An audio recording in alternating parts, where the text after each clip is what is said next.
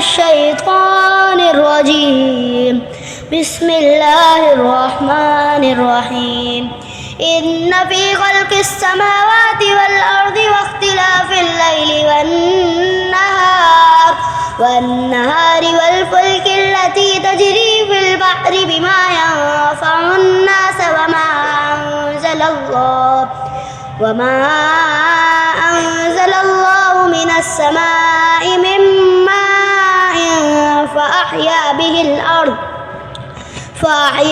الأرض بعد موتها وبث فيها من كل دابة وتصريف الرياح والسحاب المسخر بين السماء والأرض لآيات لقوم يعقلون.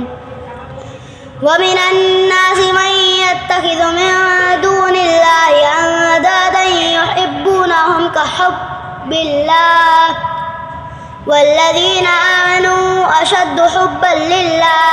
ولو يرى الذين ظلموا إذ يرون العذاب أن القوة لله جميعا وأن الله شديد العذاب. إذ تبرأ الذين اتبعوا من الذين اتبعوا ورأوا العذاب وتقطعت بهم الأسباب. وقال الذين اتبعوا لو أن لنا كرة فنتبرأ منهم كما تبرأوا منا كذلك يريهم الله أعمالهم حسرات عليهم وما هم بخارجين من النار. صدق الله العظيم.